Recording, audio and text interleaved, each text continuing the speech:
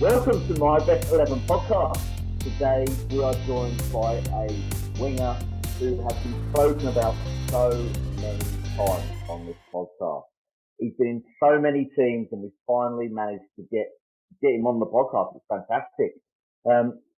Played at Swindon, Luton, Tampa Bay, and also then went back to Swindon again and managed Macclesfield a little while ago as well.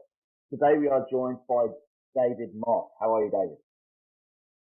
Lovely to be here, guys. Yeah, I'm fine, thank you. Looking forward to this. I'm really looking forward to this and giving it a lot of thought. Excellent. Marvin, how are you? How are you? How are you? I'm good, Andrew. I'm great.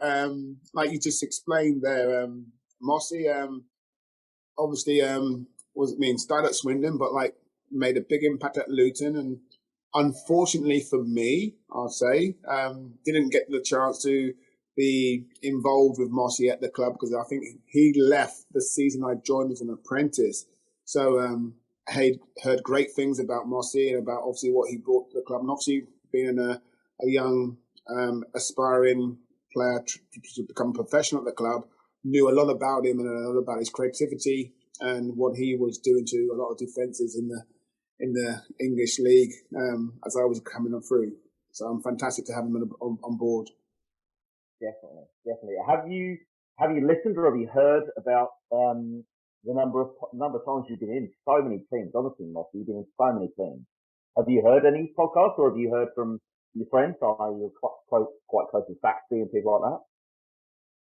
I've heard a few of your podcasts. Yeah, really enjoyed them. And also, obviously, keep in touch with a few of the lads with an annual golf tournament. And in fact, I'm meeting up with all the ex-players and staff next week. A catch up before Christmas. So I'm really looking forward to that. I know David Pleat's going to be there, John Sheridan, and a lot of ex-players. And a lot of the players will be in my team. So I'm really looking forward to that meet-up next week.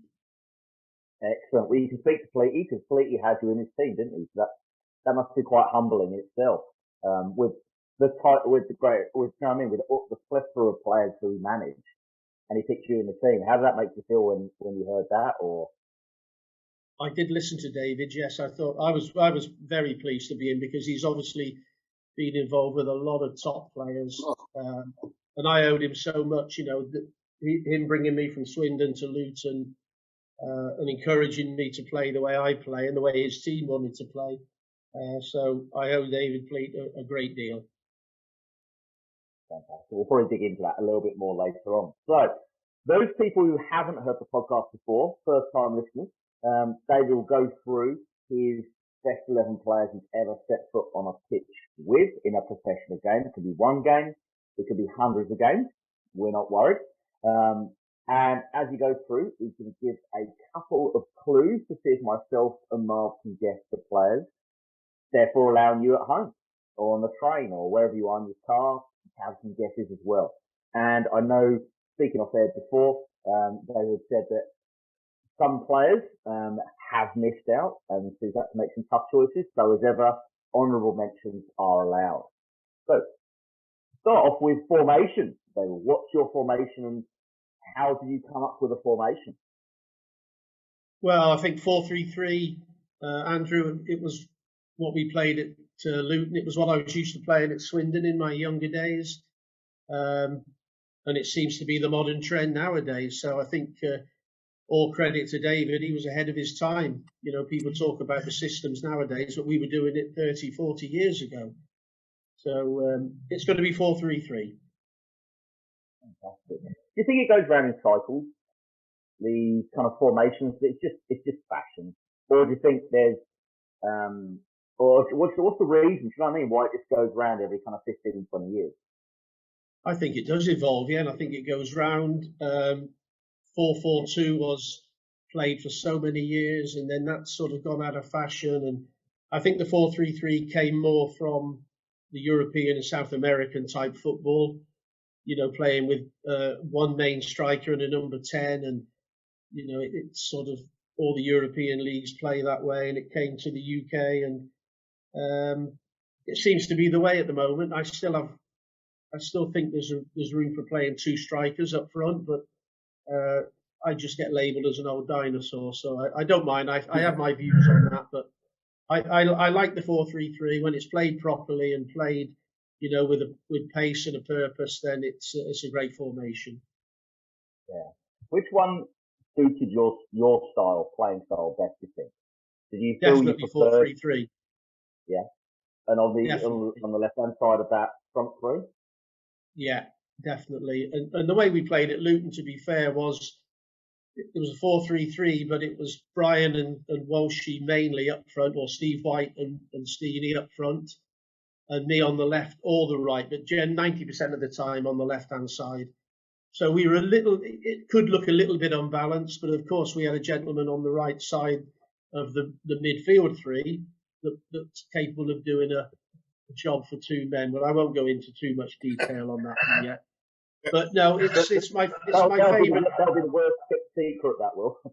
The worst kept secret to anybody. Let's face it. Doesn't take a genius to work it out. Exactly. We'll start off with goalkeepers. So over to you. You can either do honourable mentions before or after that. It's up to you. Well, the goalkeeper situation, I joined in 1978. Amelia Lexic was the first team goalkeeper in those days. I think even in those days, young Alan Judge was backup or youth team player, so coming through the ranks, Alan always seemed to be on the scene. And then later in 78, a guy came to Luton, Jake Finley from Aston Villa. I think he'd only played about a dozen games for Villa's first team, but as was the case with David Pleat and his coaching staff or scouting staff, they seemed to find players for every position. And Jake came in, and I think he made the number one spot his own. But of course, in later years after Jake was Les Seeley, Andy Dibble, great keepers in their own right. So it's it was quite a difficult choice, but I'm obviously going with someone that I know and played with for a longer period of time. Do I need to say the name? Do you want me to tell you now? Or we're going to try and guess, Mossy. Yeah. Have you mentioned him just a minute ago in those names you just said? Yes, I've mentioned him, but I haven't selected him. Right? Yeah. Okay. So I'm gonna throw my hat out there. I'm gonna say that it's Jake. You're right, mate. Big Jake. You know goalkeepers, Marvin. They're all crackers. Yeah. And Jake was no different. Probably the most insane of the lot, I would say, in a nice way. But a top goalkeeper as well. He's been in a lot of people's teams, hasn't he, Andrew? And going back to what you said about being a goalkeeper and all round and being a bit crazy, yes, we know. But I think a few players have mentioned about how good Jake was technically as well with the ball. Very good. You can back up as well. Very good, mate. And he dominated his. I think David Pleat wanted. Amelia Lexic was a great shot stopper, and in his 6-yard box, he got the nickname Elastic, didn't he? But Jake would dominate the 18-yard box, and David wanted a goalkeeper that would come and dominate and punch and catch the ball and knock defenders out of the way in doing so. And he was brilliant at it. And yes, besides his goalkeeping prowess, he was good with his feet, and he used to think he was a good outfield player. And with the ball in his feet, he could ping it and accurately find his target. Yeah. So, just thinking about goalkeepers back then, I mean, lots of people have spoken about using your feet. My perception as a fan is it wasn't as important then as it is now, because obviously the back pass rule, you could still pass the ball back. So why did Sleaty feel the necessity to have a goalkeeper that could use his feet when technically he could pick the ball up and get the ball passed back to him? Do you know what I mean? I think, Andrew, it was because we played a lot on the counter-attack. And if Jake had the ball in his hands, he was well capable with a half volley or a drop kick to, release myself or Steenie or Walshy or whoever it might be, Steve White, and he was pretty good at it. It wasn't usually off the floor, but like you say, the back pass rule hadn't changed then. So very often Jake would catch it and immediately look for a quick kick, and he was, like I say, pretty good at it. Right. So you're talking about kind of direct passing rather than all these fancy choice terms that all the keepers do you see these days. Yeah, I'm talking about ability with his feet, accuracy with his kicking. I think had Jake started doing the 6-yard box twists and turns that you see nowadays, I think Pleaty would have probably hauled him off. Maybe some of the centre halves might have hauled him off as well. I'm not sure, but when we actually trained, Jake loved to play out as most goalkeepers do, and he actually thought he was good. But he used to get some right stick, especially off his big mate Kirk. But all in good fun, mate. I thought he was a top class goalkeeper. Excellent, definitely. So we will move to right back. Well, right back, limited in as much that one player dominated the period that I was at the club, and in my opinion, a top class younger player was coming through. You'll all know the right back because he's also sort of on the crazy spectrum, but a great lad. Big mates with the goalkeeper. Did he play for Coventry as well? Yeah. Competitive, brilliant in the air for about 5'7", used to jump, head it, do everything. Infectious character. Got on really well with Kirk on and off the pitch. So I'm having to say you won't have to guess, Marv, because he's been in a lot of the teams. I think he's actually been on. I may have missed his podcast. Has he been on? No, he's not. He's not been on. He's someone who I want to get on. Again, it's another person who, is Basher's, again, similar to yourself, Mossy, who I knew a lot of and heard a lot about and met on a couple of occasions, and just was infectious in the times that I was around him, because they just seemed like a typical lad who was like a lad's lad who liked to laugh, liked to giggle, and was just there for the banter sort of thing. So, he's another one who I'd love to get on him. Yeah, he's great. I'll mention it when I see him next week. I'll say to him that it'd be great. Yeah, Marvin would love to have you on the show, and I'm sure he's got a lot to offer. But top class. Pleaty snapped him up for about 5,000 quid, I think. Wow. It's such a bargain from Nuneaton Borough. But I couldn't believe the lad when I first started training. He joined at the same time as me. We both started at pre-season 1978.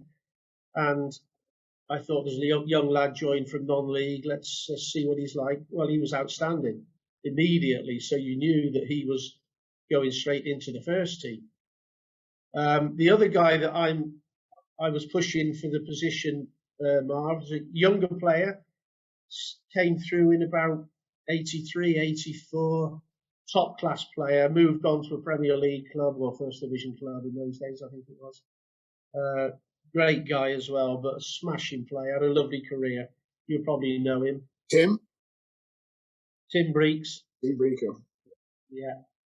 But my choice has got to be the Basher man. Basher. Again, like I said, before my time, Bossy, but an out and out defender, and the nickname Basher, obviously someone who probably got stuck in. For you being a winger and being one of those creative sort of players, was Basher someone who probably you would look forward to playing against, or someone who you'd probably think okay, I'll have to up in my wits about me to be quite a little bit intelligent how I might approach the game when training or whatever, playing against a player of magnitude? He was a nightmare to train against, Marv, because he trained as he played like that, and I thought, the best way to play against Basher is from the other wing. So I'd probably drift over to the other side for a few minutes in training. But you would have had him on your team, mate. You would have loved him. Yeah. Excellent. So Left back. Let's go across to there. Big decision, left back, Andrew. It was a position that wasn't really nailed down for a few years. A lot of changes there. When I first went, a young lad from Newport County, Pleaty, had signed it just before me as well in 1978. You probably remember him. Hazelwood? Is it? Yeah, Right. Mark Hazelwood. Yeah. Wayne Turner fitted in and out of left back, replacing people who were injured, etc. I think in 1982 we signed Richard Money from Liverpool. Yeah, he came on loan initially, did really well, and stayed. And Pleaty signed Richard, and a young kid, you'll know him, Mark, just pushing through. Whoever was playing left back, there was this young guy coming up on the rails that was pushing everybody, and Mitch? ended up being a top class player, moving on to Spurs.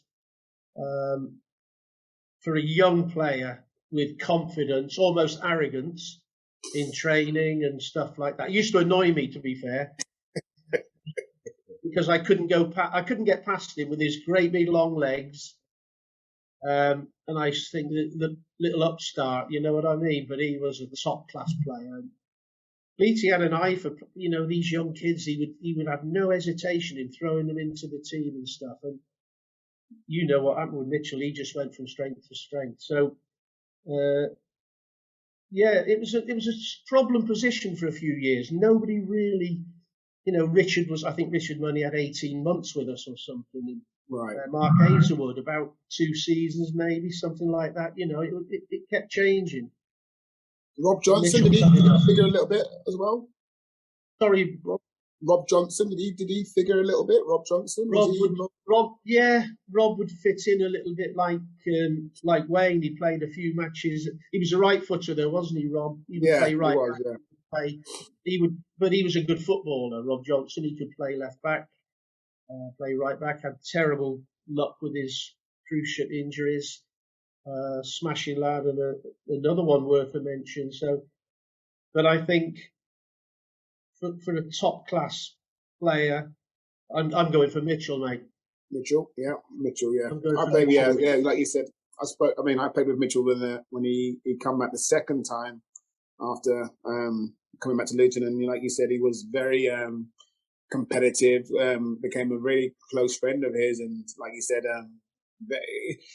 borderline on annoying at times of like this is reliability of what he'll organise something with you, and then next thing he'll not turn up, and it'll be a case of like, I had to go and do this.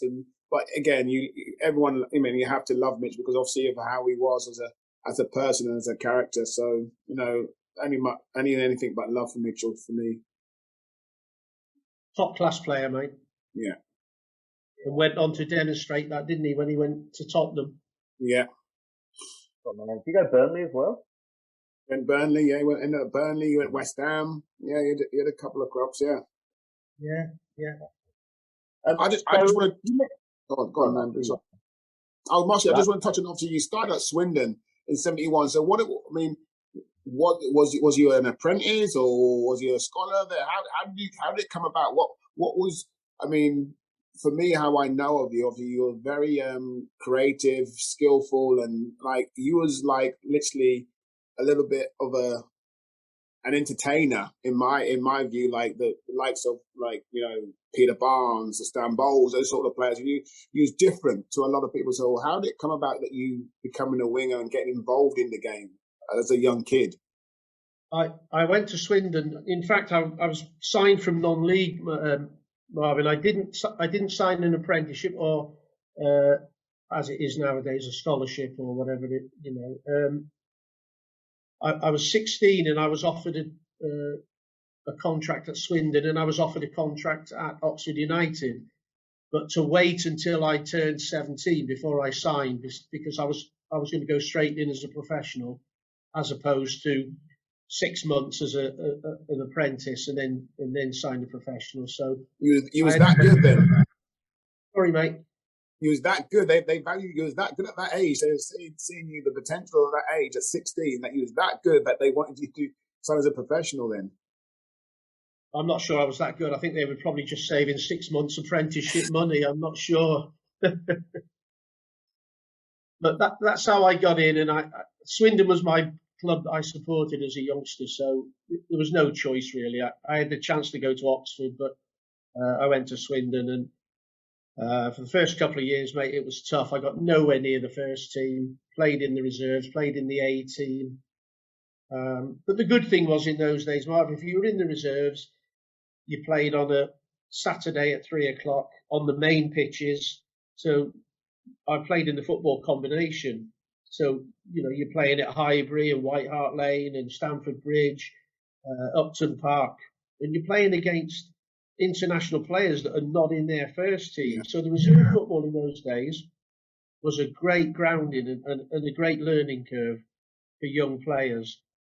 And I used to come off the pitch some games and I hadn't kicked the ball really. I hadn't seen the ball because I was just lost, if you know what I mean, playing against international players and renowned first team players. But it also teaches you that you've got to improve, and you've got to stamp your authority on these games, because some of the players you're playing against probably didn't want to be there in the reserves, if you know what I mean. Yeah. So immediately you started having a go and taking them on, they'd have a word with you, like you do that again, son, and I'm afraid I'm going to have to put you over the stand, things like that. So it was a quick learn, to be fair. It was a good learning curve, and that's how I got started at Swindon. But it took me 2 or 3 years to get into the first team and get established. A lot of barriers on the way, mate. But was that something though, Marcy, as a I don't know, an 8 or 9-year-old, when you're playing like with your mates and stuff? It was something that you wanted to do to become a professional? Most definitely. From the age of 7, I can remember at 7 years of age playing for the primary school. I was the youngest player ever to play for the primary school. So you're talking about under 11s, and I was 7. So they stuck me on the wing because I was small and frail, and I stayed on the wing for the rest of my life because I was always frail. But always my dream, mate, to I played football all the way through until playing for the county and district, and never got to the England level, but county level, Whitney and district, where I grew up. And when you get to that level, you know yourself, you're going to get watched by scouts and stuff. So I actually signed for Spurs as a 14-year-old. I signed schoolboy forms for Tottenham. And I went up one Easter holiday, I think it was, for a week and trained with the apprentices, and I hated every minute of it, mate. It was too much for me, Mark. I was 14. I'd never really left the town where I was brought up. And suddenly I'm up in London and I'm getting trains and buses and going to White Hart Lane and meeting up with the apprentices and training with them. And I couldn't cope with it. And at the end of that week, the great Bill Nicholson said to me, "We're not offering you an apprenticeship, son. You're too small, and we think you need to go back to your roots and start playing again and developing." And I was happy to hear those words, Marvin, to be honest. So there wasn't, it wasn't a disappointment from your point of view. It was like a bit of a release that you can get free and go back and grow at Swindon, basically. That's exactly well. I had to go back and play for my local team, for Whitney Town, and it's exactly how I felt when I came back. And I told my mum and dad that what had happened, and did you enjoy it? I said, no, I didn't enjoy it. I said I felt completely isolated, and although the lads were good, the apprentices and that, I was nowhere near their level, speed-wise, strength-wise, anything like that. And just glad when it was all over and I could go back home and into my comfort zone. But I had to kick on again, Marv. I had to go and play for the county and then start showing that I could, develop as a footballer and develop some more skills. And luckily, I managed to. Great. Wow. So we are going to move to centre back. across to get back to your team, and then we'll dip back into your history in a little bit later on. So, centre back. Yeah. Well, centre back, played with some great centre backs over the years. A couple of them.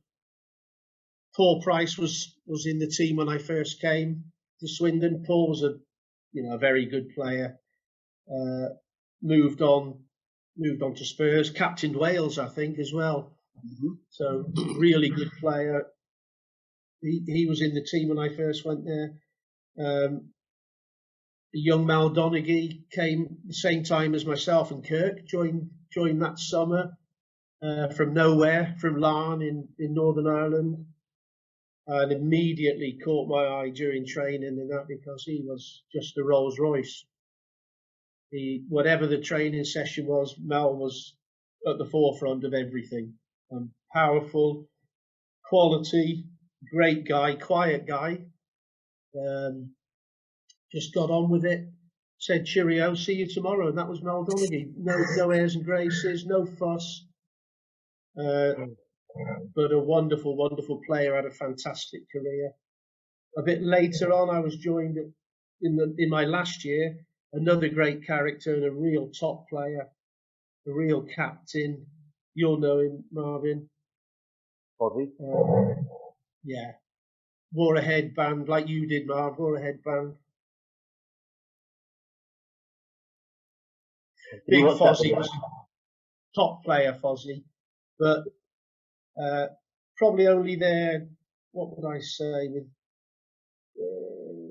half a season, I think. I think he came in the transfer window or something of my last season. So, but I maintained that the signings of Pete Nicholas, Fozzie and Mcharford kept the club up without a shadow of doubt, kept that team in the first division.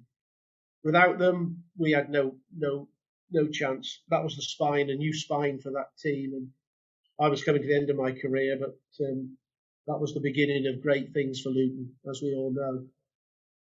Honourable mentions as well to other players. Clive Goodyear came in as a youngster from nowhere, really. Replaced another tremendous player, Mike Saxby, who had an awful knee injury. Another top-class player, Sax. Some real good footballers there and some strong characters. You also had Colin Cordwood at Swindon. He went on to Spurs. Yeah, you got few from Swindon. Yeah. My last one, my last year at Swindon was a waste of time, mate. My body was finished. I knew I was finished, mate. I was hoping that I could get another year or two, but no chance. Colin was a young player. Colin Cordwood was a brilliant player.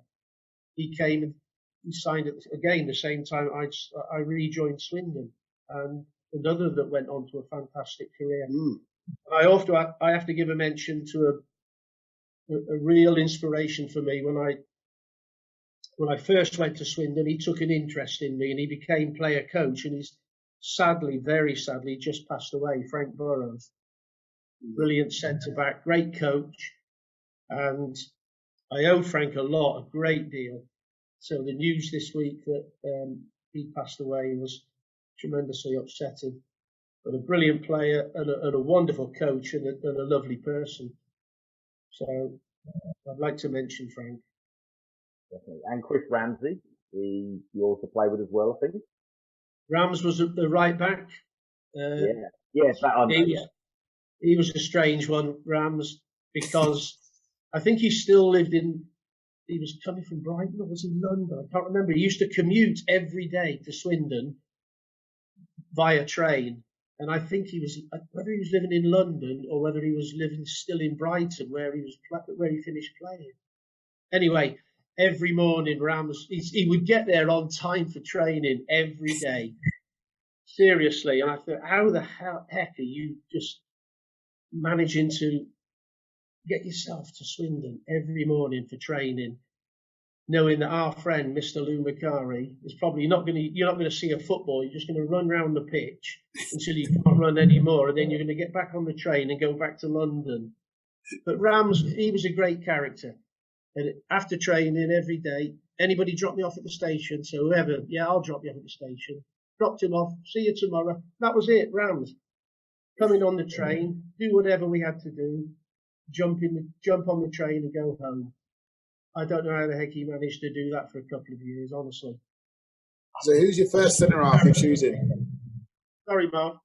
So who's your first centre half you're choosing? Which one? The first one I'm going for because I looked at his record and believe it or not, he played over 100 games with me. So I'm going for the big fella that got injured, who had a terrible knee injury. But in my honest opinion, I think he would have gone on and played in the first division and possibly played for England had he not got injured. Big Sacks. Yeah, big Sacks. I'm going for Sacks because, like I say, Fozzie, Paul Price, I played for a couple of years or year and a half with Paul, and Steve Foster just came in the last few months of my time there. So definitely going for Mike Saxby. But like I say, but for injury, he would have had a fantastic career.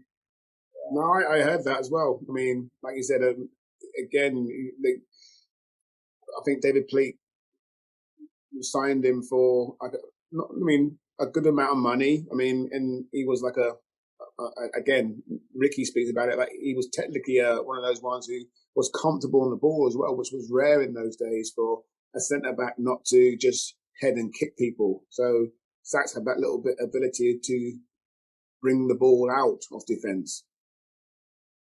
He could play. He was dominant in the air, Marv. Dominant. In both boxes, he was a threat for us in the opponent's box, but in our box, he was dominant. But he could play. He could pass the ball. He could ping it out to the wing. He could, thread it through into midfield players. He could dink a ball over the midfield into the front players. He could actually play. And another great signing, I think. Like you say, though, it wasn't cheap.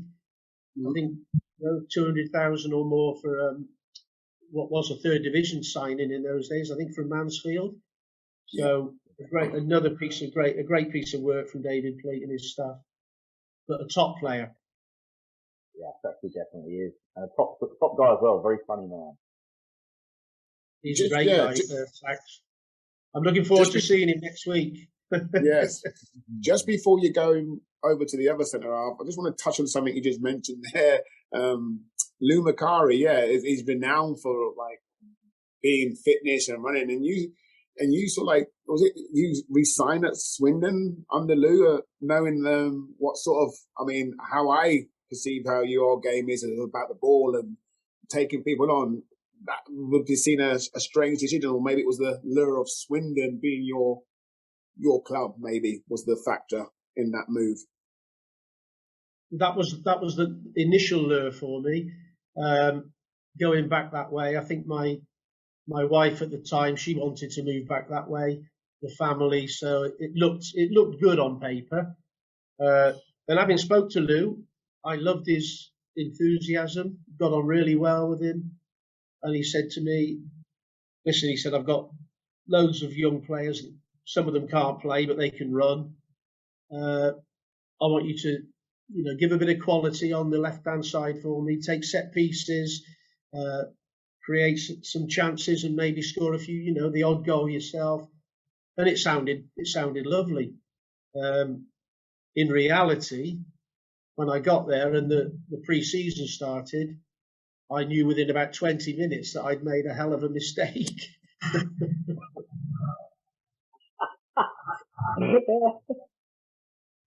To put it mildly, Marvin, after a while we didn't see eye to eye, I must admit. But I laugh at it now, and you've got to look back and say, well, it was one of those things. But they had some good players there at the time, and it's a smashing club. But I've seen Lou since those days, and we've spoken. There's no hard feelings. Just get on with life, don't you? Right. We didn't suit each other, I think. But pre-season was something new, mate. We didn't see a lot of the football, I'll tell you that. Can I tell you one story of the training session? Listen, Mossy, any stories you have, please, honestly, we love the stories. Especially me, I love the stories. This was a true one about Lou. He had a dog who used to come in training with him every day. He'd turn up at the ground. I mean, the players would be there first. You know, the manager's usually there at 8 o'clock or something. I think Lou used to come in about 10 to 10 with his dog and wander in. And the dog was called Rocky. And every day, Rocky was out on the training pitch with us. So he'd be chasing balls and doing this, that, and the other. And one day, at the end of the session, we all just started to walk in, and Lou called us all back. He went, right, out, all of you, out on the training pitch. And the training pitch then was a massive park. I couldn't see the far side. I was like this. If he said, run round that tree, I said, which tree? He said, just keep running, you'll find it. It was that type of thing. But talking about Rocky, on this particular day, Lou said, right, everybody line up in a straight line. And he sent the dog. He said, Rocky, go. And the dog just legged it as far as it could. And the call was, you've got to touch Rocky. Every player had to touch Rocky before they could go in. So that you see all these young lads are chasing this dog around the field, diving at it, trying just to touch it. And I sat there on the side of the pitch with another, I won't say who it was, with another player. And I went, what am I doing? I am not going chasing Rocky, diving in dog. Well, I nearly said it there. Diving in dog mess and all this over this park. I'll touch him when he comes back in. And that was the type of that was the type of thing that Lou would come up with. Strange, but I suppose looking back, funny days. But kind of, I mean, again, I think quite smart on your part. I would have waited as well. I think I would have waited till he's got to come in at some point. So I'll touch it when he comes in. I just would have waited. That's smart. I think that's smart. Why would you go chase it when it's like running around like a blue-ass fly? Wait till he's got to come in sometime, or I would have gone in and got a piece of ham or some sort of food and come out and try to call him and try to feed him in. Yeah. I think he just thought I was being lazy. That's all he thought. And he was probably right. But it was funny at the time, mate. Oh, definitely. So next to Saxby, who have we got? Next to Sax. Yeah, you've gone through a few names. I'm assuming it's going to be the Northern Irishman. Is a guess. Yeah, you're not going to. I'm not. There's no real other choice. Some great names I've mentioned, but the guy that comes in alongside Sax was a phenomenal player. Never, ever. I don't think I ever saw him have a bad game. Filled in at right back, filled in at left back, filled in at centre mid, defensive midfield. You could have stuck Mel up front for a game and he would have been one of the best players. Rolls Royce of an engine, and a great lad as well. Did his work, went home, no fuss, no airs and graces, no Ferrari in the car park, no designer gear, unlike Marvin. Funny enough, I really got my first my break into the team when Mal left to go to United, and I think I might have played with Mal. Funny enough, once, even when he was there, because obviously him and Fozzie formed this great partnership, and you would have thought that. I mean, I would have got a lot more opportunity to play with Mal than I would have Fozzie, but it was a case where Mal got injured, like very rarely, but like he was like one of those players, as you know, Mossy, who would play through anything sort of thing. And I first got my first game when it was a case where Mal was struggling for like probably about 2 or 3 weeks, and I was named a sub. When we had two subs only in those days, and it was a case where I was sub in the very first game because Ray Harper was manager and said, "Look, Mal's struggling, and you're going to have you as one of the subs on the bench to be able to come on should he need to come off." And it went on for 2 weeks. I think it was first game I was sub, first time ever, and I absolutely pooed my pants. It was at Highbury at Arsenal, and I was like sub, and it was a case where, get up, warm up. Mal's gone down. Get up, warm up. And it's like, oh my gosh, my heart was beating constantly and stuff. But he got through the game as Mal does. And I'm thinking, wow. It was a case where I was nervous, but I thought it would be great to make my debut. But at the same time, I was that nervous. I thought, I don't want to go on and play in front of at Highbury. And I was 18, 19. And so the following week, I think we were playing at home somewhere, and the same thing. He was injured and get warmed up. And then it was a case where the following week now, he got through that game. And the following week now, it was a case where the Monday, no, Mal was done. I mean, and for him to get through those 2 games that he got through must have been, I don't know how he did it, but I knew the following week I was going to be playing my debut against Wimbledon at Plough Lane. So yeah, Mal was a warrior. I mean, a typical warrior. And like you said, he didn't complain, didn't moan about anything, just got on with his job. And like you said, came in, did his job, bye, see you Monday. And that was it, sort of thing. A terrific player. That was it, but I don't ever recall him missing games when I was there. In the 7 years I was there, Mark, I may be mistaken, but I don't ever think he missed a game through injury, or I can't remember him being out of the team for a period. He was just Mr. Consistency every week.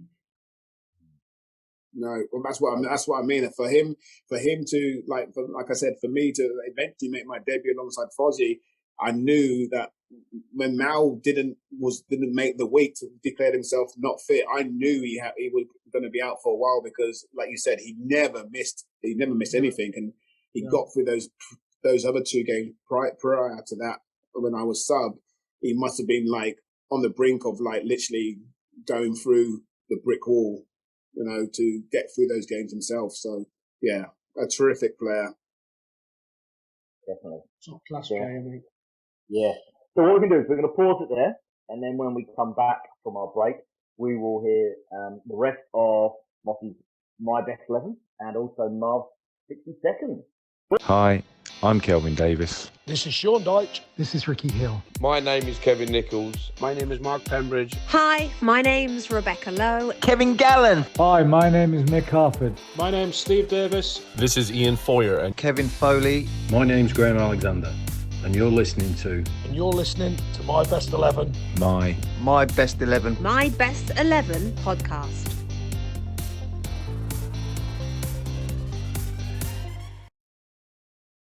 Welcome back to the second part of My Best 11 with David Moss.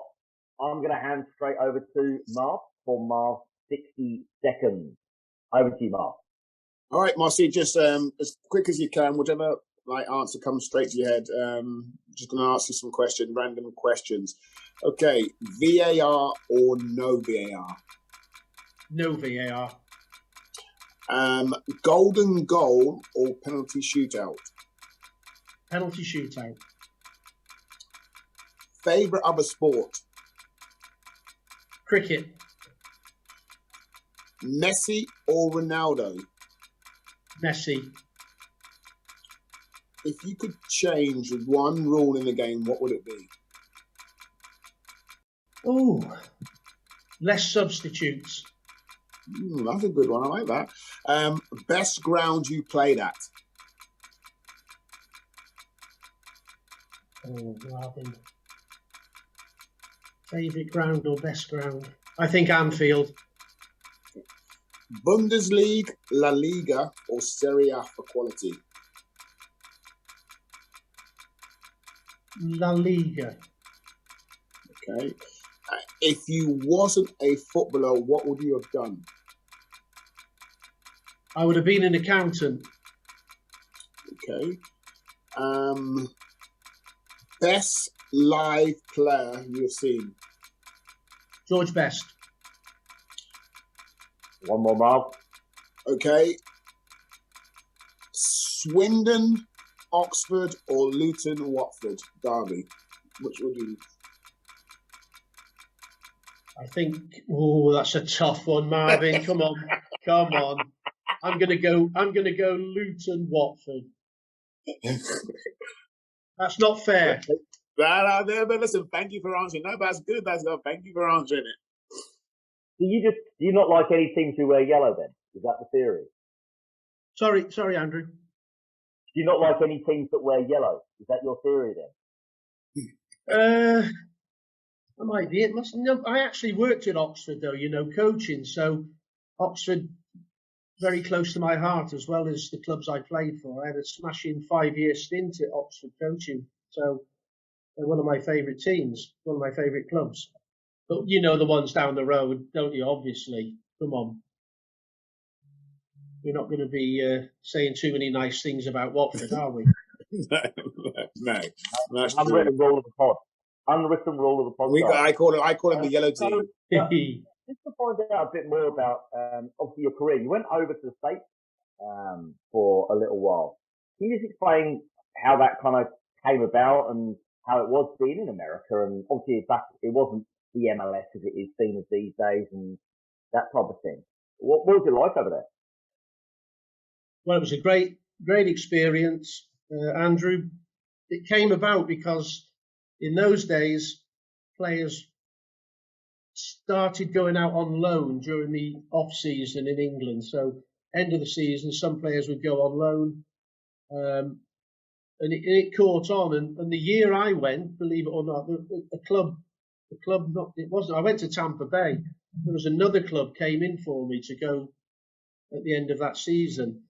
And they stopped the loans. I think the English FA had stopped the loans.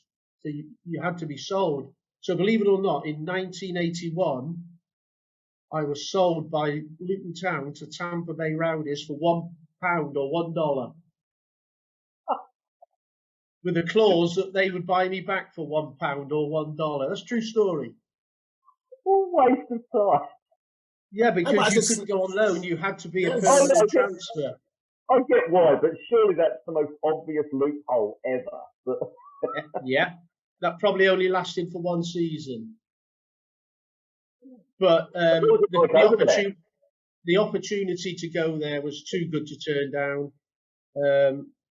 And I had a young family at the time, so take the two girls with us. Got given an apartment in Tampa. I think I was there maybe 4 months, and fantastic for the kids. Great experience. You know, they missed a bit of school, but I tell you what, life experience was worth the education alone. So fantastic. The football, believe it or not, was good, or soccer as they call it, as Marvin will well know. The soccer over there. There were some good players there. A lot of English players maybe coming to the end of their career, the likes of George Best and Frank Worthington, who was in the team I played for at Tampa. John Gorman, ex-Spurs and ex-England assistant manager, ex-Swindon manager. John was in Tampa. There were some South American players. There were Eastern European players. It was a great blend, and it was a good team, and it was a good experience for me. I loved it. Played in some great stadiums. Visited unbelievable cities in the States. Sometimes because of the travel. My first trip was a 10-day trip. My wife thought I was just going overnight, because we were playing on the West Coast. I said, no, it's a 10-night trip. So we played, because of the distance, we flew to the West Coast and we played 3 matches over a period of a week. So we'd go 2 days before the first game and come back the day after the last game. So it was a 10-day road trip to play 3 matches, because you know the vastness of the country. So that was new. That was new for me, and it was a little bit tough on my wife and the kids. You know, that they were sort of thrown in at the deep end for 10 days. But the club were brilliant. They looked after them, made sure everything was okay. We had transport, so. But I enjoyed the football. Managed to score a few goals. We got into the playoffs when we looked like we wouldn't get into the playoffs. Played at New York Stadium with about 60,000 people in there. And eventually they knocked us out of the playoffs, but wonderful. And I was hoping to go back the next year, but a team in San Diego Sockers, came in for me for the next season. And the manager rang me up just before we were playing. It was on a Friday night, actually, before we were playing on the Saturday. And he said, you fancy coming over to San Diego for the season? And I was like, yes, of course I do. And then lo and behold, the next game against Watford, I broke my collarbone. And that went my chance of going back to the States. That was the last chance I had, really. It was a bit of a blow, to put it bluntly. Yeah. I mean, the way it works, you hear players right now, and rightly or wrongly so, saying that they're overworked, too many games, and yet you're saying that you were quite happy to go over there in the off season. How do you think that affected your fitness level? I don't think it did, Andrew, to be honest. I came back, I finished playing, and I think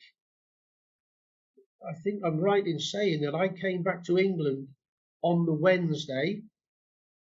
David Pleat rang me Wednesday night and said, how do you feel? I said, I feel fine. We only played 3 days ago.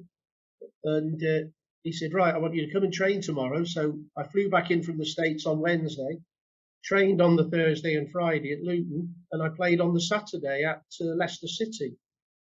Now, what sports science would make of that nowadays, I don't know. But it paid off because... That's quite interesting, yeah.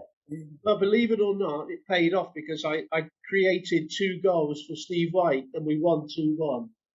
So my fitness was fine at the time. I didn't feel any kind of tiredness or, just get on with it, don't you? And some of the Luton fans are going to wish you'd bugger off to America more often if you come back and play. Yeah, permanently, most of them. Yeah. So we'll move into midfield. Where do you want to start on the midfield three? Well, the midfield three are going to have one anchor man, a left-sider and a right-sider. And the anchor man is a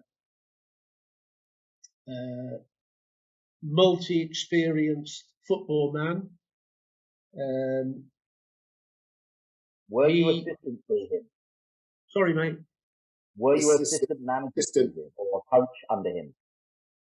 Yes, for many years. And he was captain? Brian. Sorry, Marv.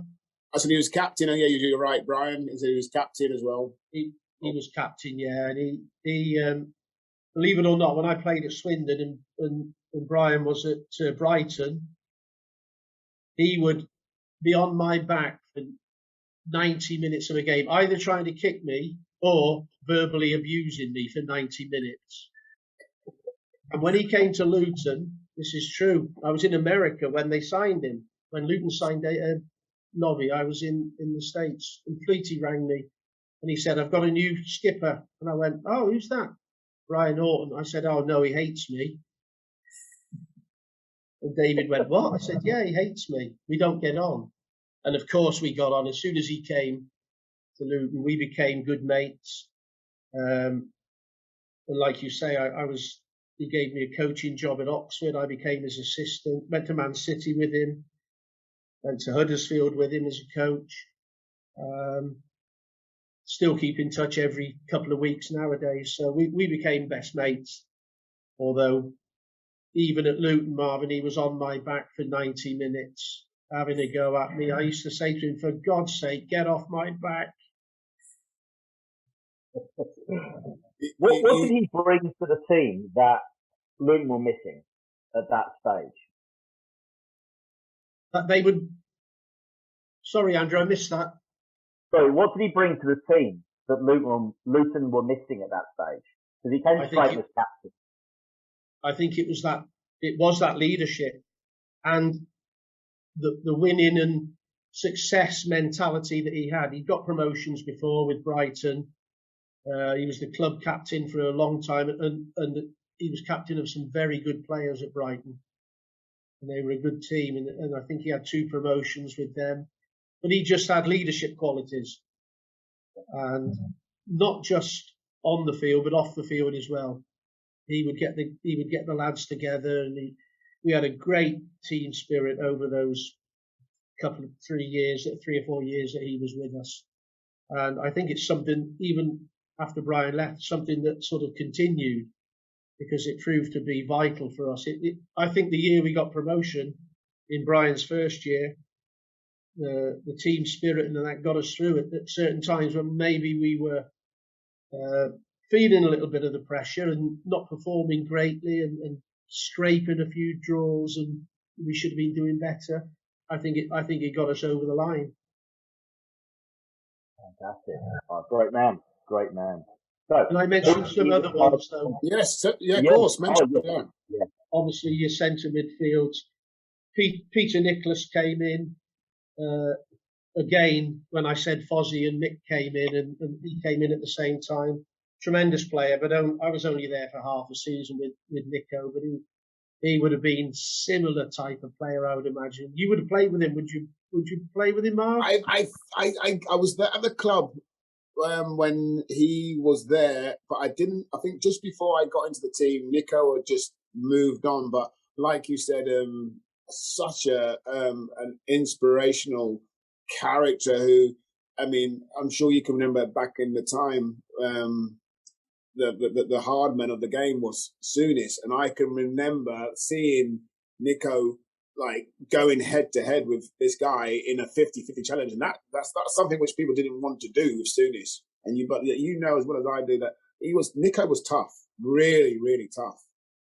He was a hard footballer, mate. He was mentally tough and physically tough. Not the quickest.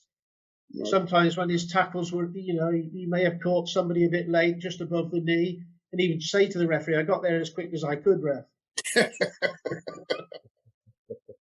Also, I want to mention one other brilliant footballer, brilliant guy, Luton legend that's no longer with us, Brady Antiche, centre midfield player, ahead of his time. He was a midfield player that could play as a sweeper and push into midfield. He could have the ball. He could pass the ball. He could look away and pass it the other way, like you see players doing now. Raddy was doing that 40 years ago, 30 years ago. He's a brilliant player and a lovely guy. I'm so sad that he's no longer with us. But my defensive, the hub of everything, would be the skipper, Ryan Horton. Excellent. Fantastic. So we'll move on to the right or the left, wherever you want to go. Yeah, left side gave me a few more options. Players that played in that position when I first joined the club. Lil Fucillo. Yeah. Lil was probably rated at the time as maybe the best player in the club when I first joined Luton. He was the sort of leader on the pitch and the go-to player.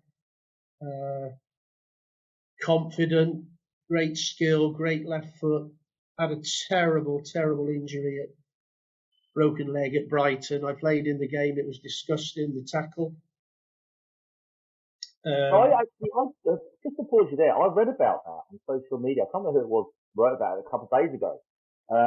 Apparently the Italian FA were over to Brighton to watch the game because he was about to be called up to the Italian team. So the rumour has it. And if he hadn't broken his leg, he was going to be in the next Italian squad. I don't know if that's true or not. I don't know, but he was good enough. Certainly at that time, Lil was good enough. And I was quite close to the incident when the tackle went in, and I think it was absolutely awful. And you just knew immediately that the lad was in trouble. And he came back, he fought back, and I think he came back, and although he thought he was fit to play, and the medics thought he was fit to play, I don't think the break or the fracture had healed properly, and it went again almost immediately. So 2 broken legs, still came back and got into the first team. Probably not quite the player he was before the broken legs, which is a shame. Other players worth a mention. Another player that was there when I first joined the club, Alan West. Tremendous footballer, lovely footballer, Westy. Lovely gentleman as well. Nice guy when I first came to the club, always helpful. I don't think anybody had a bad word for Alan West. Lovely guy, but a brilliant footballer. And he could make a pass, and he could ping the ball, and he could score a goal. So Westy. Younger players coming through then, Frankie Bunn, Wayne Turner. Wayne played a lot of his first team football left side midfield. Another one that's a little bit bordering on the insane, Wayne, but a great lad. Frankie Bunn did a smashing job, went on to Hull City and had a good career in league football. And of course, Preece came in again, 84, 85, and that was my last season. David Preece was a wonderful player, no longer with us, which is very, very sad. Left us at a young age, but a brilliant footballer. I remember when he made his debut, signing from Walsall, and I thought, wow, this kid can play. He's only like 5'0", but my word, he can play. But a lot of soul searching, and I had to go for the one who probably played the most games in that position while I was at the club, and that's Alan West. Yeah, very, very underrated, I think. Yeah, but he's not. I mean, out there, he's not showy, he's not gobby. He's really underrated, I think. But like you said, a really good player. A lot of people, I mean, Ricky's mentioned about him like an out and out, real good top player who, like you said, plays. Probably didn't give the ball away, hardly gave the ball away, but just someone you could rely on week in, week out, who was consistent, he said. Yeah, top player, mate. Top player. Fantastic. So we've got Alan West on the left. On the right-hand side, the worst kept secret ever, I assume. Worst kept secret in football, this. You know what? It was a shame. I am going to mention.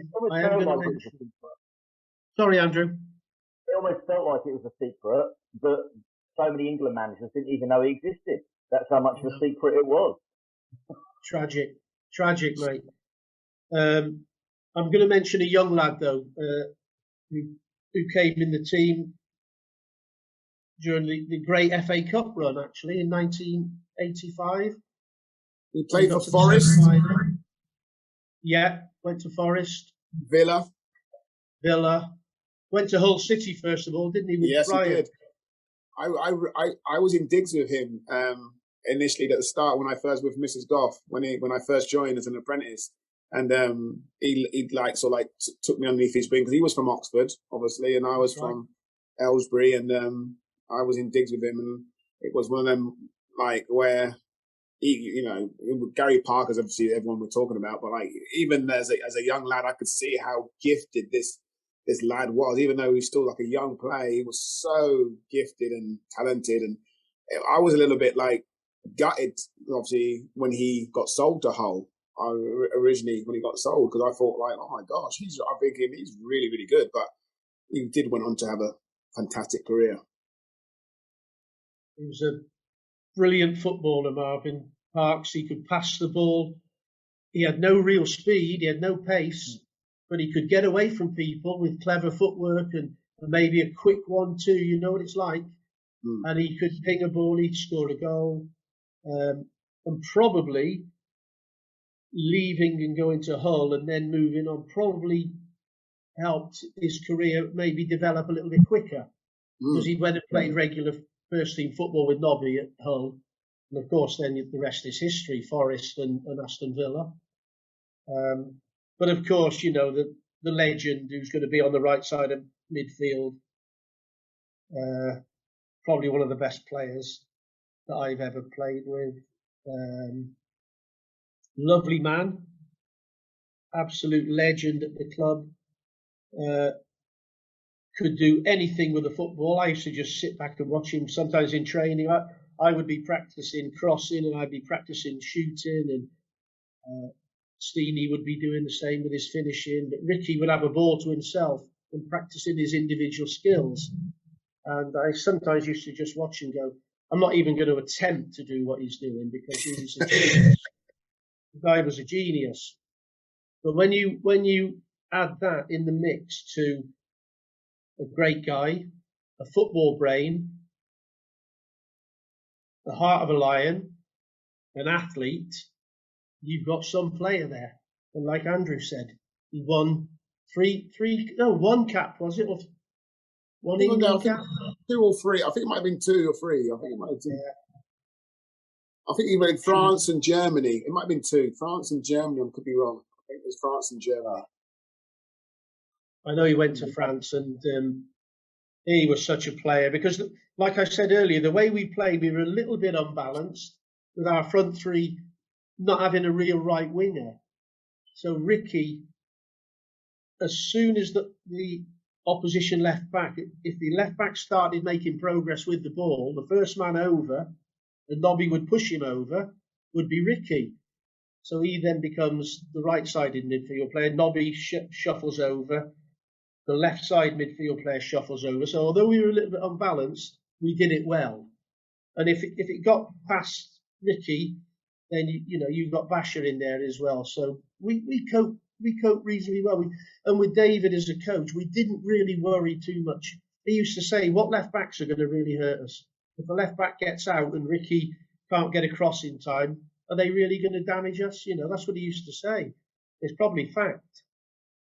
But a wonderful footballer and a great guy, Ricky, and a legend, and rightly so.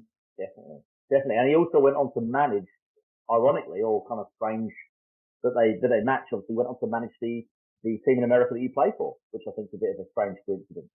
And I think he won the title over there, didn't he, Mark? Rowdies, yes, with Tampa Bay Rowdies, yes, he did. Yeah. A strange coincidence there. So, Ricky, Alan West, Brian Horton in the midfield. Let's go up to the front three. Front three. Where do you want to do? How do you want to do this? Which way do you want to go? Left, right, or where do you want to go? Central? Where? I'll start with the centres, the central ones. Centre forward, and I've got, number 9. We'll start with the number 9. Okay. And I've got 3 real top ones from Luton. I've got Walshy, Mcharford and Steve White as the 9. Whitey came 1979, 79, 80, scored 21 goals, I think, in the year we won the second division. Did fantastic for the club. Not appreciated possibly when he first came to the club, but a runner, a worker, ran the channels, put defenders under pressure, and once the goals started flowing, ended up having a really good goal scoring record at Luton. And he actually went on to my old club at Swindon and became a bit of a legend at Swindon. I think he had a few seasons there where he just couldn't stop scoring. So White is in there. The great Mcharford, who again 1984, I left in 85. But I played a few games with Mick, and if Mick told me to cross the ball, I crossed the ball because he just used to stare at me and he scared me. But he also then used to deliver with it. It wasn't a case of whipping it in there and nothing happened. He generally did something with the ball. Do you know what I mean? He was, he wasn't given the credit initially that he deserved. He was a better footballer than people gave him credit for. They thought he was just strong, good in the air, physical. He's going to outmuscle defenders. He was miles better than that. Mm-hmm. You put a ball up from back to front, and Mcharford 9 times out of 10 would get hold of it, hold defenders off, and then obviously bring other people into the game. But attacking across, he's the best I've seen, possibly the best I've ever seen. If you put a ball in the box, he used to say to me when we were walking out that for matches, whoever he was playing against, he'd just look and just say, just hang it up to the far post, I'll win it. And 9 times out of 10, he would. And I'm glad I wasn't having the one having to try to mark him. But the other one I'm going to give a real mention to is a great friend of mine and a wonderful footballer. Went on to Liverpool, went on to Spurs, played for England. Brilliant dribbler of the ball, great footballer. Another one that somehow David Pleat stole from another club. He had a knack of doing it, didn't he? A knack of doing it with these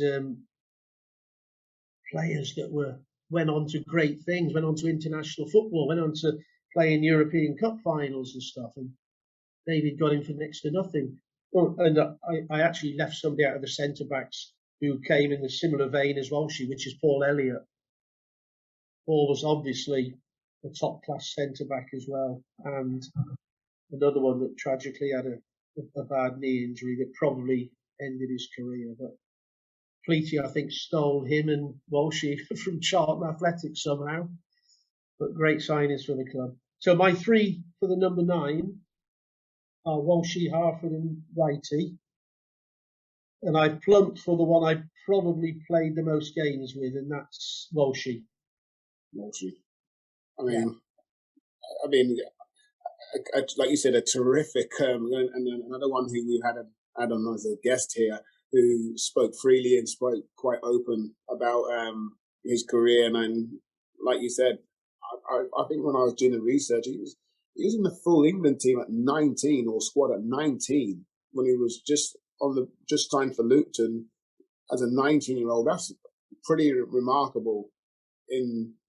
Back then it wasn't a case. Everyone won't mind me saying Luton are not like a Manchester United, a Chelsea, or a Liverpool, where you get the odd 19-year-old of them, maybe like a Fowler, who would get into an England team probably at that age, or Michael Owen. But we're talking about Luton and Paul Walsh, who's 19 and just signed from Charlton, getting into the full England team on a regular basis. So it just speaks volumes of what sort of quality of player you're talking about here, Mossy. That's how good he was, Marvin. He was. Although he was small, he was strong, Walshy. He was strong, and he didn't mind the challenges coming in from the back. But his touch and control, he could ride challenges. He was low centre of gravity. A number of times I've seen centre backs come in to kick him, and he would just ride the challenge and go away from them with the ball. He made my job easier because I used to love flicking the ball around the corner with my right foot into the front players, and I had some of the best. Walshy, Steely, Bob Hatton were the best. If I whipped the ball around the corner, they were there. I could have done it with my eyes closed. I knew they were there, and Walshy would get hold of it, and I'm thinking, this is a 19-year-old kid, 20-year-old kid, and we're playing against Arsenal, David O'Leary, and people like this, and he's just getting the ball and turning away from them. So clever, and a good lad as well, Walshy. Another who had a smashing career, but still keep in touch with him, along with Wayne and one or two others. So we'll be seeing him again next week. So I'll tell him that he got lucky and he got in my team. I will give you an opportunity, right? I'm just going to put this out there. I will give you, and I know a lot of fans and probably a lot of the pros we've had on here, I'm going to ask you the question that everybody's been throwing at you, Mossy, that you don't like to head a ball. Is that true? No, it's not true.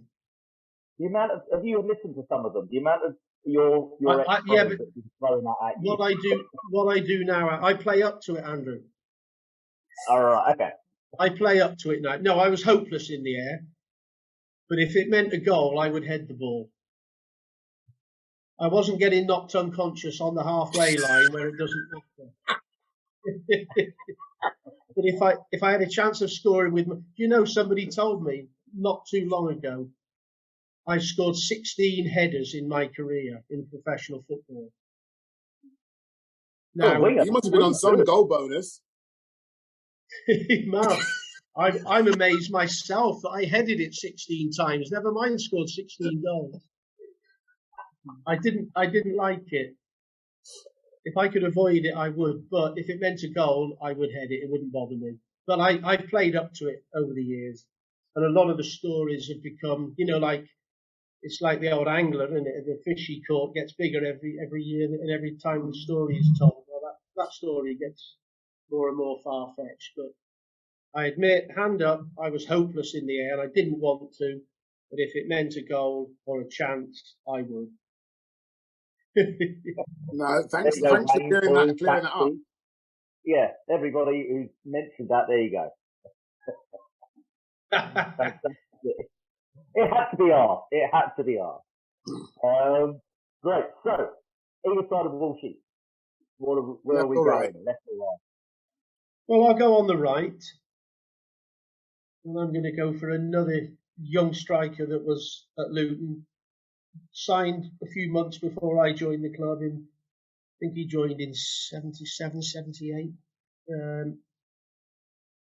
At the time, when I first came, I thought he's raw, but he's got something. His touch wasn't always the best. He was a little bit messy in front of goal, a little bit untidy, but developed into a top class, and I mean a real top class striker that you'd be talking in terms of the high 50, 60, 70 million nowadays if he was playing.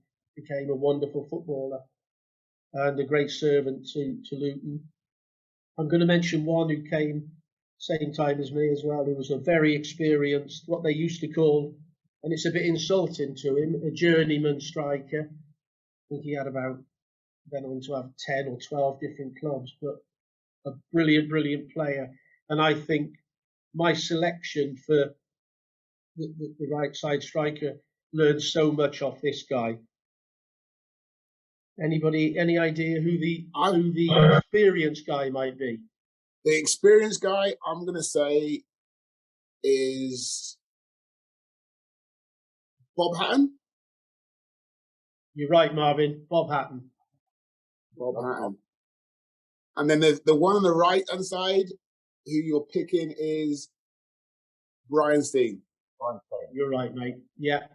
And Brian, I think by his own admission, he would say he learned so much from Bob. In the 2 years that Bob was with us, he educated me as a winger, as well as educating Brian as a striker. So an inspired signing for a couple of years, Bob, and a brilliant, brilliant player. But yeah, Brian Steen, another Luton legend, developed into an international player, and him and Ricky just gelled on that right-hand side. Some of the link-up play was unbelievable. Nowadays, they would be drooling over it. Mm-hmm. They talk about nowadays about all this, fast on the break and what do they call it? Transitions, and counter attacks and all this. We were probably for a couple of years at Luton. We were probably the best counter attacking team in the country.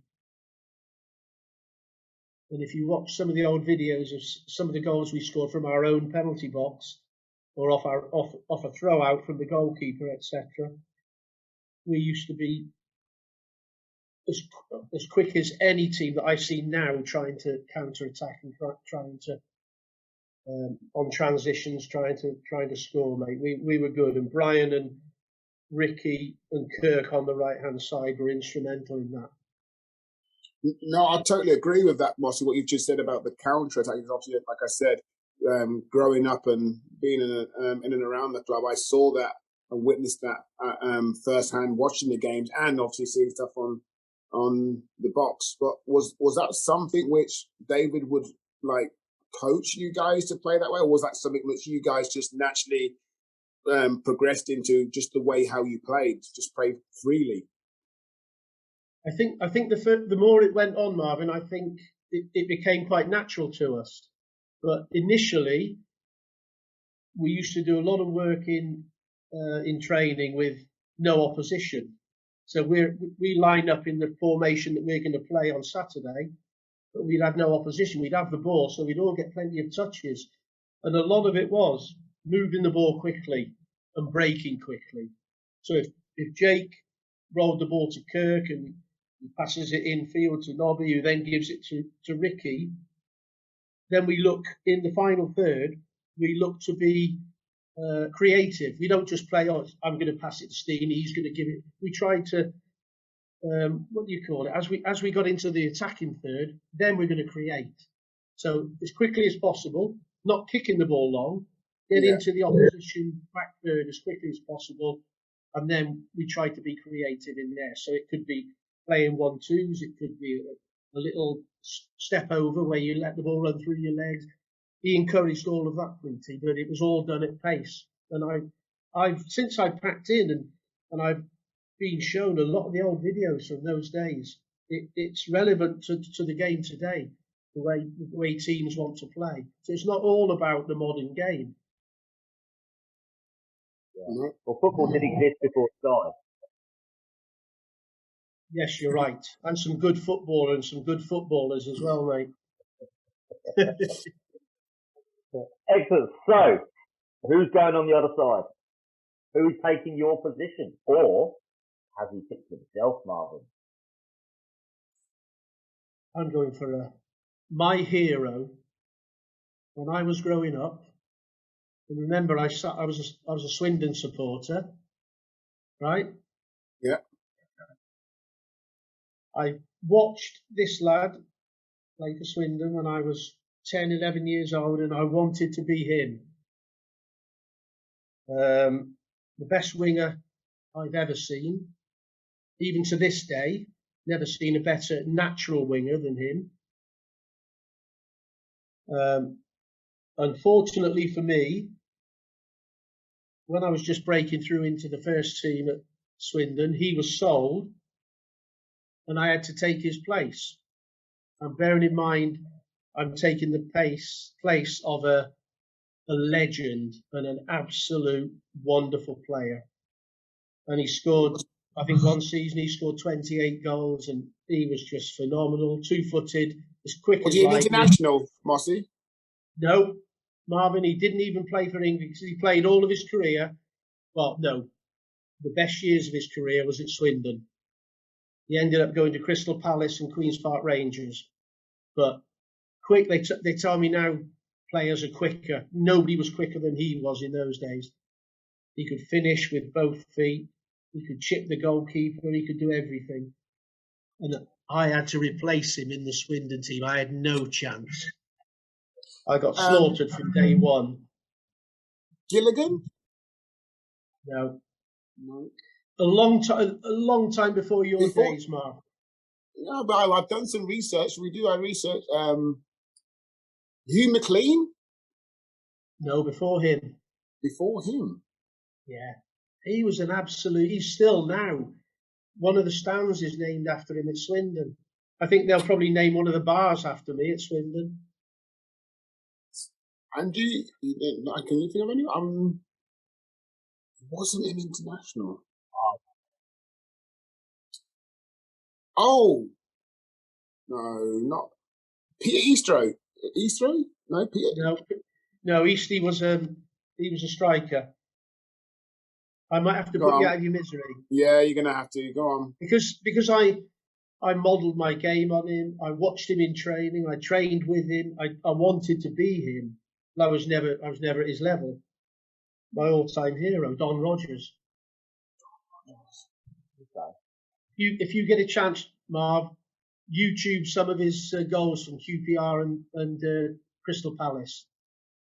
Right. Absolutely. Donald, I had it. He was on the list. Donald Rogers. He was on the list along with Les Allen and Tommy Jenkins. I had him in my sights. Yeah. Hey, he was a proper player, mate. He was an original old style winger, but goal scorer, goal creator, dribbler, everything. Had he moved when he was 26, 27, he went to Crystal Palace. If he had gone to the first division when he was 21, 22, he would have been a regular England player. He was that good. Fantastic player. And like I say, that was the toughest 12, 18 months because I wore his shirt and I was not fit to wear his shirt. I wasn't good enough at the time to wear his shirt.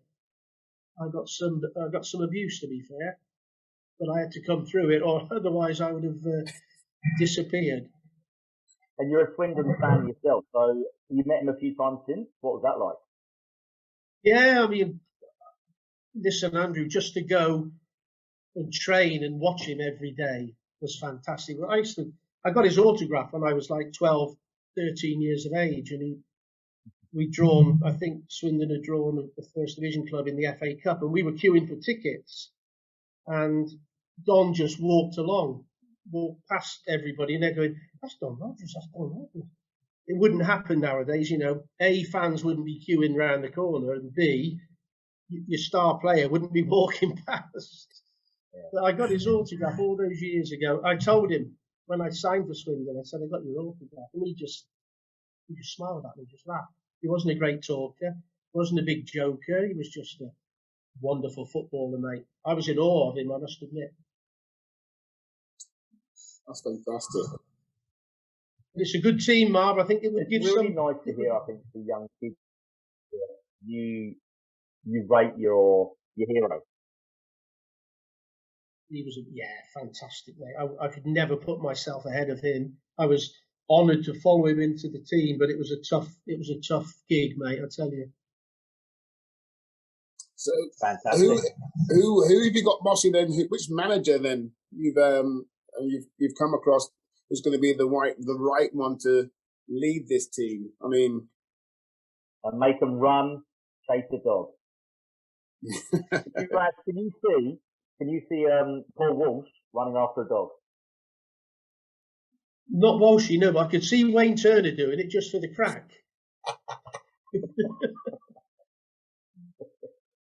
Honestly. But who's the manager? Who's going to be the manager to lead this 11? Which manager? I played for some good managers and coaches, mate, but there's only one for me.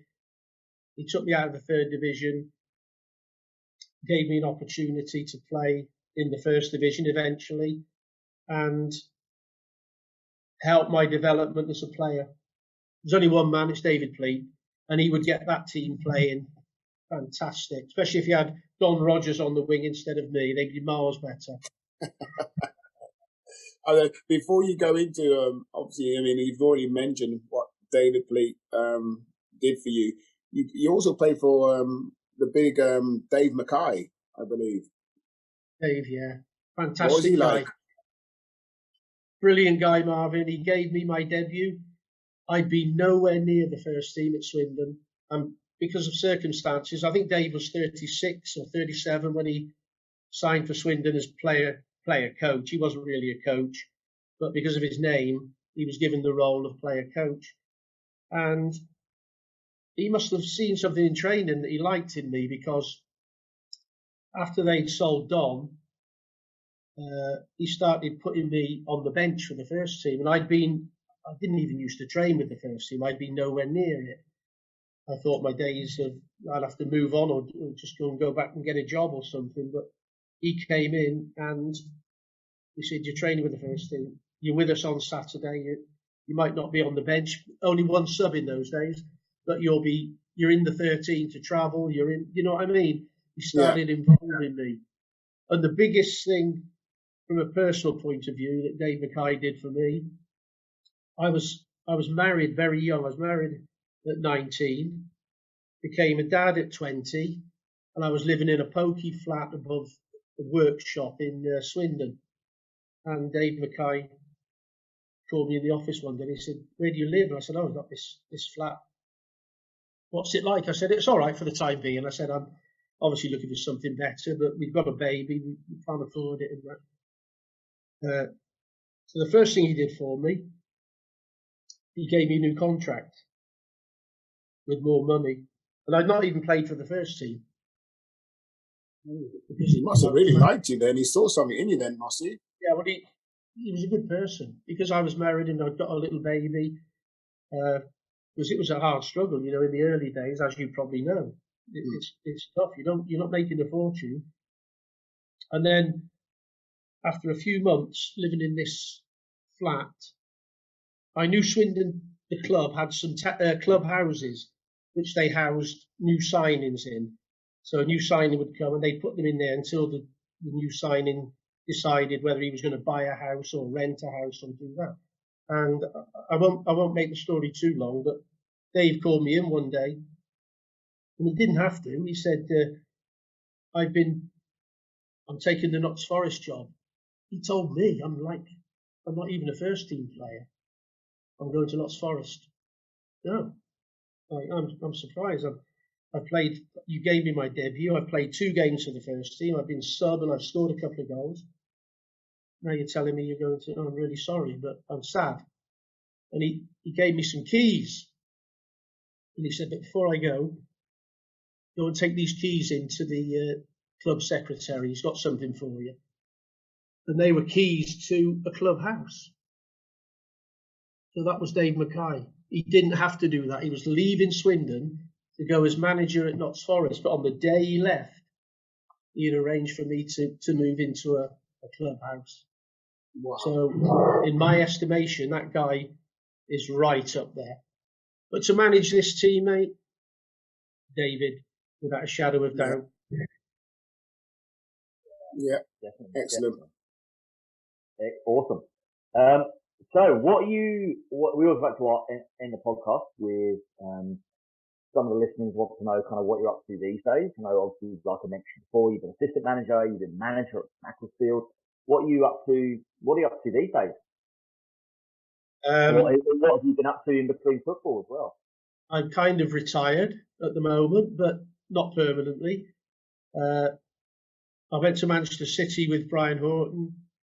When Brian left and went to Huddersfield, I went there with him. I went to Macclesfield on my own. I was at Stockport as assistant manager for 3 or 4 years in what is the Championship now, but they were first division. It was the first division then. So Stockport County, who are now in the conference or the National League, we were in the second tier. Had a good few years there.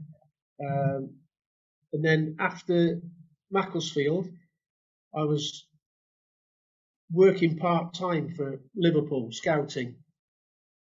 And I got this fantastic opportunity to go full-time at the academy as the chief scout. And basically, that was 2007. I think it was 2006, 2007. So I was there for over 13 years as chief scout at Liverpool Academy. So very honoured to have done that. Enjoyed every minute of it. Travelled all over the world. I wasn't just scouting in England. I was scouting worldwide, mainly in Europe, but also I've done South America and I've done New Zealand and Middle East and what have you. So great days, great times. Semi-retired because of the COVID and what have you. I had to take a step back and, recharge the batteries and see what I want to do for the rest of my life. So I will be doing something. I've got something in the pipeline now. I can't really say too much about it, but it is on the scouting side and another nice opportunity for me, but nothing official yet. So whilst I'm at home and I look as if I'm retired, I'm not really. I'm still beavering away in the background. Looking forward to the next venture. Excellent. Fantastic. Well, Mossy, Well, I'd like to go on in, go Andrew. on. I was going to say on behalf of Andrew and myself, I want to thank you for coming on to the podcast. It's been long awaited, and I hope you've enjoyed it as much as we have. I've loved every minute of it, Marvin. It was like a pre-match today. I've been ready, like you say, I switched on at 12 o'clock. I had my pre-match meal and coffee, and it was wonderful. And I thought, I just hope it's gone well, mate. It's been great.